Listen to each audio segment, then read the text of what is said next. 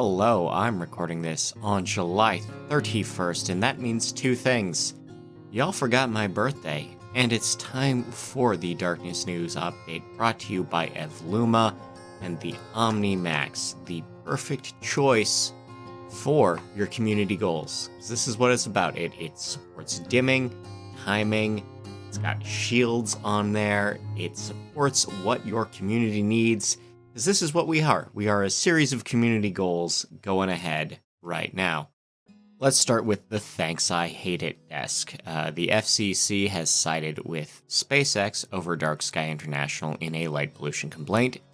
This was an attempt to use environmental protection laws to block the launch of more SpaceX communications satellites in low orbit, and those will just go ahead. There will be 7,500 more satellites going up into orbit in the near future. While we're on the subject, SpaceX has also had to move operations from the Gulf of Mexico to the Pacific Ocean because parts of their devices keep landing in people's fields, and it's just a matter of time before they hit something that has insurance value. SpaceX also has the contract to deorbit the ISS. The ISS, when it hits the end of life, will be broken up into its individual modules, and those modules will be guided into, again, hopefully the Pacific Ocean. Hopefully. We'll see how that goes in a few years. While we're still talking about things that are SpaceX related that I really don't want to talk about, we have a former SpaceX staffer launching a Reflector satellite service. This service would bounce sunlight from orbit after dark, so that at night you could still have solar power on your solar power farms. This is the plot of a bad James Bond movie. Literally, one of the bad ones. One of the bad ones was about this guy using this for evil.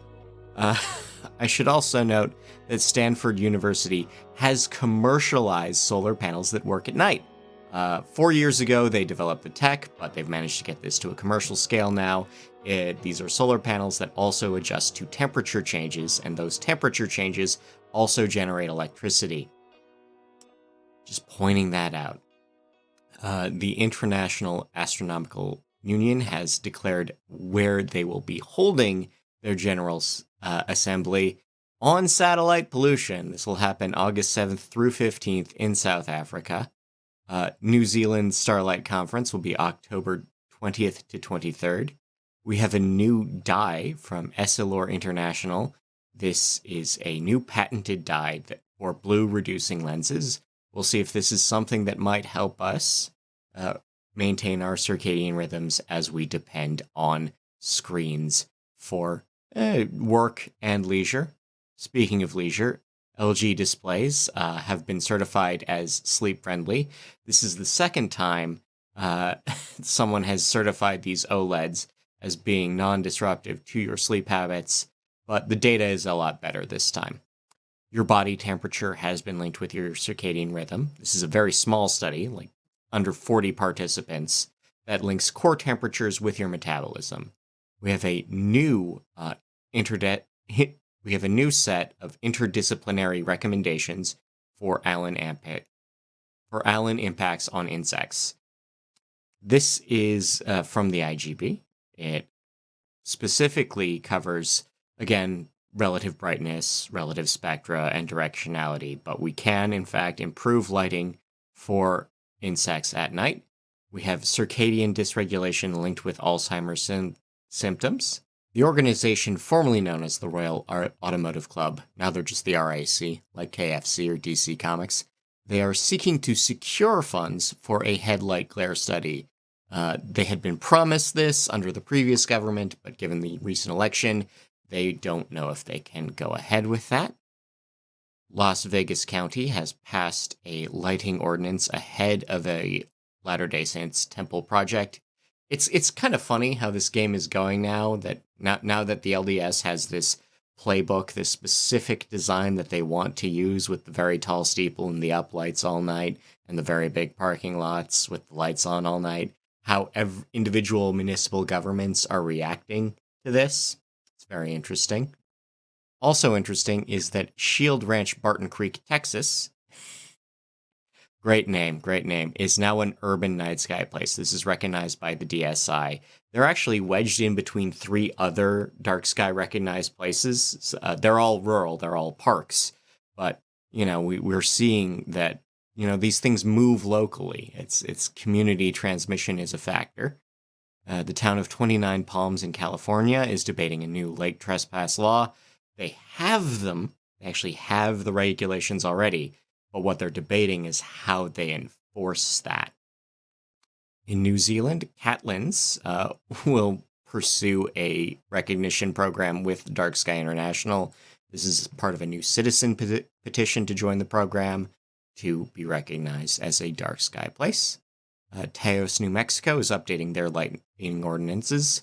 They had an ordinance from 20 years ago, but that was before LED. They're updating that to make it relevant. Dark Sky Oregon is pushing back on the prospect of light in the Columbia River Gorge.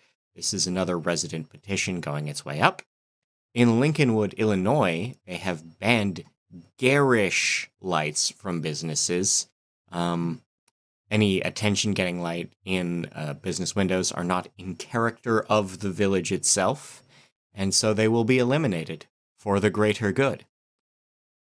Hurricane recovery grants are part of what is paying for turtle-safe lighting in Florida. We have $7.7 million in funds related to bouncing back from Hurricane Ian that are generating long-term improvements for beachfronts in Florida. In Ann Arbor, Michigan, residents are debating streetlight brightness. The residents in particular are pushing for very low wattage lights. Everyone agrees about color temperature. Everyone agrees about timing. It is literally just the level of brightness they want to see. We'll see how that goes forward. Swanage in Dorset in the UK has actually managed to get dimmer streetlights rolled out. That'll be going out in the next year. Melbourne, Australia will be switching off digital billboards late at night, with most districts turning off signage between midnight and 6 a.m. Groveland, Florida is adopting a new dark sky ordinance.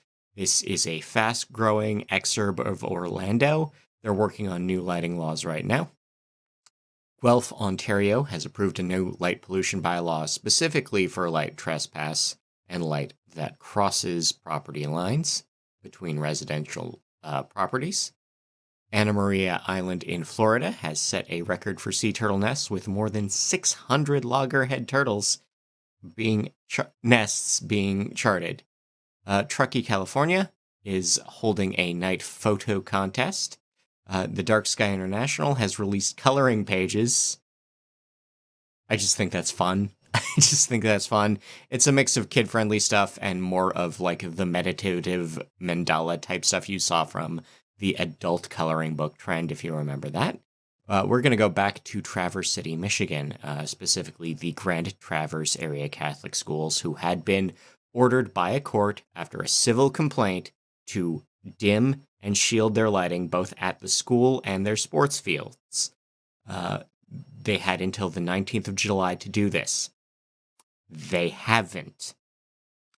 They have instead opted to pay $100 a night in fines to keep the lights on and insist it is for the safety of their personnel of a school in the summer.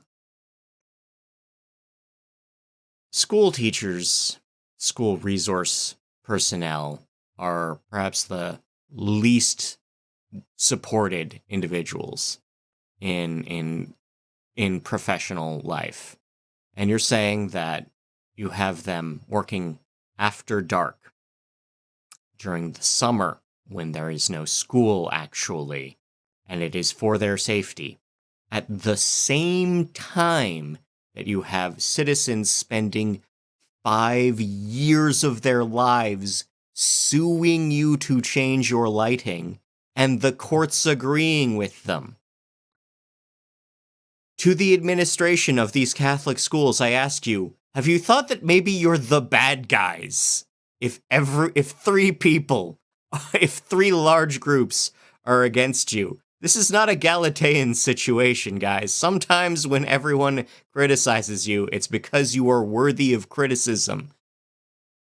That was salty. That was too salty. I would like to remind everyone that whatever I say is mine. It's not my colleagues, it's not my cohorts, it's not my sponsors at Evluma, who don't sell you salt. There is no sodium in their lamps. Their LEDs are rich, diffuse, dimmable, timable, and shield ready. They're much more shielded than me, I guess. Anyway, I want to thank you for your time. I want to thank the Lighting and Darkness Foundation. I want to thank Nailed. I want to thank TED Magazine. Do the podcast things with the ratings and the reviews and the sharing and whatever. But until next time, I want you to take care of yourself.